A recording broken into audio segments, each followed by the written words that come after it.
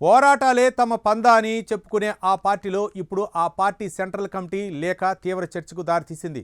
Left పార్టీలో నిర్మాణపరమైన తప్పిదాలు జరిగినా పార్టీ లైన్ దాటి ఎవరైనా వ్యవహరించినా కూర్చొని చర్చించుకొని సరిదిద్దుకునే అవకాశం ఉంటుంది. కానీ ఆ పార్టీకి ఒకప్పుడు అన్నీ తానే వ్యవహరించిన వారిపైనే ఏకంగా పార్టీ సెంట్రల్ కమిటీ అభిశంసన లేఖ రాయటం, దానిపై రాష్ట్ర పార్టీలో చర్చ పెట్టేందుకు అందరినీ పిలవటం రాష్ట్ర వ్యాప్తంగా హాట్ టాపిక్గా మారింది. ఎప్పుడో జరిగిన అంశాలపై ఇప్పుడెందుకు అభిశంసన పెట్టారు? అభిశంసన పత్రం చర్చలతో పార్టీలో మార్పు వస్తుందా? గతంలో జరిగిన తప్పిదాలు మళ్ళీ రిపీట్ కాకుండా ఉండాలంటే ఏం చేయాలి? విస్తృత చర్చలు జరిపి అవసరమైతే వారిపై చర్యలు తీసుకోవాలనే ఆలోచనలో ఆ సెంట్రల్ కమిటీ పార్టీ ఉందా? అసలు ఆ కమ్యూనిస్టు పార్టీలో నెలకొన్న అంతర్గత సంక్షోభం ఏంటో ఈ స్టోరీలో చూద్దాం.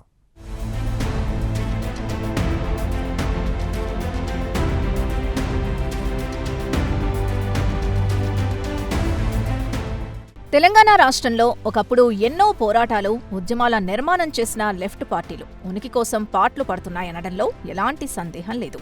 సిద్ధాంతాలు పక్కకు పెట్టి వ్యక్తిగత ప్రయోజనాల కోసం తహతహలాడుతున్నాయి అనే ఆరోపణలు అనేక ఉన్నాయని ఆ పార్టీల నేతలే చెప్పుకునే పరిస్థితి ఏర్పడింది. దీంతో రాష్ట్రంలో లెఫ్ట్ పార్టీల భవిష్యత్తు మరింత దయనీయంగా తయారైంది.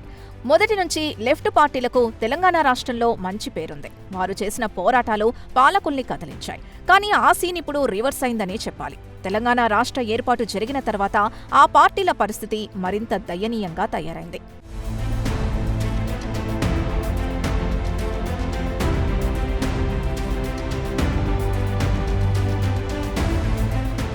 తెలంగాణ రాష్ట్రంలో CPM, CPI, CPI ML, new democracy పార్టీలు బలంగా ఉండేవి. తెలంగాణ ఉద్యమంలో సిపిఐ కీలక పాత్ర పోషించింది. కానీ ఆ సమయంలో సిపిఎం తటస్థంగా ఉంది. ఆ తర్వాత పార్టీలు తెలంగాణ వాదాన్ని భుజం మీద ఎత్తుకున్నాయి. సిపిఐ పార్టీకి రాష్ట్రం ఏర్పాటు జరిగిన తర్వాత తన పట్టు సాధించుకుంది. సిపిఎం పాదయాత్ర పేరుతో రాష్ట్రంలో పరిస్థితులపై అధ్యయనం చేసినా పెద్దగా పార్టీకి కలిసి రాలేదనే చెప్పాలి. ఆ తర్వాత సిపిఎం పార్టీ బిఎల్ఎఫ్ పేరుతో 2019 ఎన్నికల్లో వెళ్లగా అప్పుడు సైతం ఫలితం దక్కకపోగా పలు విమర్శలు ఎదుర్కోవాల్సొచ్చిందని అప్పట్లోనే గట్టిగానే టాక్ వినిపించింది.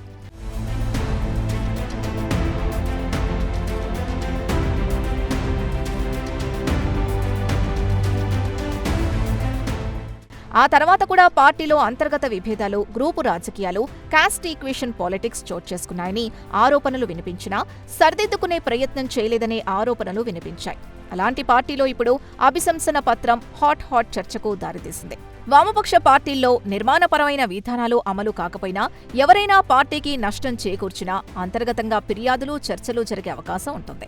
ఇది ఆ పార్టీలో సర్వసాధారణం. కానీ సిపిఎం పార్టీలో సుదీర్ఘకాలం పాటు పార్టీ కోసం పనిచేసి పార్టీ నిర్మాణంలో కీలక పాత్ర పోషించిన ఆ పార్టీ కేంద్ర కమిటీ సభ్యుడు, మాజీ రాష్ట్ర కార్యదర్శి తమ్మినేని వీరభద్రంపై పార్టీ సెంట్రల్ కమిటీ 4 పేజీల అభిశంసన పత్రం విడుదల చేసి రాష్ట్ర పార్టీలో చర్చ పెట్టడం చర్చనీయాంశంగా మారింది.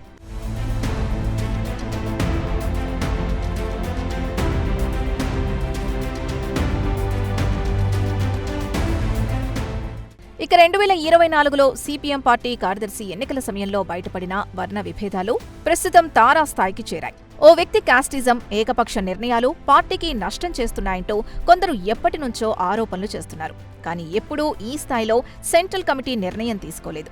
కొద్ది రోజుల క్రితం సిపిఎం పార్టీ సెంట్రల్ కమిటీ సభ్యుల సమావేశం జరిగింది. దేశవ్యాప్తంగా రాష్ట్ర పార్టీల పనితీరుపై చర్చ జరిగింది. అయితే అదే సమయంలో తెలంగాణ ప్రాంతానికి చెందిన సీనియర్ నేత, కేంద్ర కమిటీ సభ్యుడు, మాజీ కార్యదర్శి తమ్మినేని వీరభద్రం సైతం పార్టీ పోలిట్ బ్యూరో సభ్యులపై కొన్ని ఆరోపణలు చేశారు. సెంట్రల్ పార్టీ తీసుకున్న నిర్ణయాలతోనే రాష్ట్రంలో నష్టం జరుగుతోందనే విమర్శలు చేశారని సమాచారం.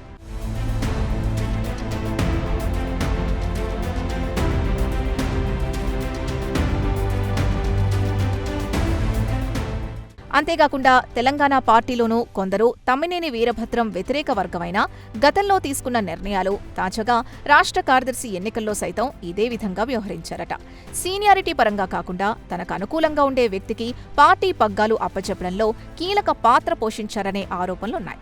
ఆ సమయంలో పార్టీలో చీలికలకు వీరభద్రం ఆద్యుడు అని పార్టీ అంతర్గతంగా తేల్చింది. అయితే గడిచిన కొద్ది కాలంగా పోలిట్ బ్యూరో సభ్యులు, కేంద్ర కమిటీ సభ్యుడిగా ఉన్న తమ్మినేని వీరభద్రంకు మధ్య గ్యాప్ వచ్చినట్లు తెలుస్తోంది. అయితే కొందరు తమ్మినేని వీరభద్రం నిర్ణయాల్ని మొదటి నుంచి వ్యతిరేకిస్తూ వస్తున్నారు.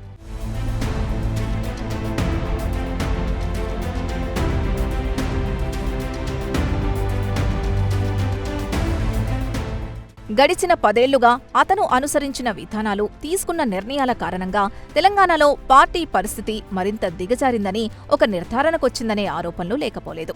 రాష్ట్ర పార్టీలో ఆయనకు అనుకూలంగా ఉండేవారిని మాత్రమే అందలమెక్కిస్తూ కాస్టిజాన్ని, గ్రూపిజాన్ని ప్రోత్సహించారట. నిజమైన వారికి ప్రాధాన్యత లేకుండా పార్టీలో వారికి సముచిత స్థానం కల్పించలేదట. అలాగే ఆయన అనుచర వర్గంతో పార్టీలో ఏకచక్రాధిపత్యం చేశారనే ఓ వర్గం విమర్శలు గుప్పిస్తోంది.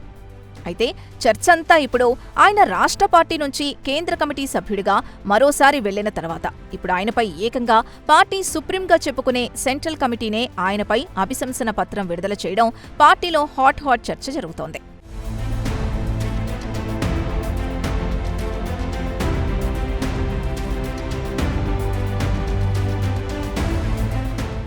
అయితే తమ్మినేనిపై 4 పేజీల లేఖపై సిపిఎం పార్టీ రాష్ట్ర కమిటీ సమావేశంలో చర్చించారు. ఆ తర్వాత ఆ లేఖను శాఖ కార్యదర్శుల వరకు పంపింది. దీనిపై లోతుగా విశ్లేషణ చేసి పార్టీ నిర్మాణంలో కొనసాగుతున్న అలచడులకు ఫుల్ స్టాప్ పెట్టి పార్టీని గాడిలో పెట్టేందుకు కేంద్ర పార్టీ చేస్తున్న ప్రయత్నాలని కొందరంటున్నారు. ఇకపై పార్టీలో తన నిర్ణయమే సాగాలనే వారి పెత్తనానికి చెక్ పెట్టే యోచనలో కేంద్ర పార్టీ యోచిస్తున్నట్టు తెలుస్తోంది.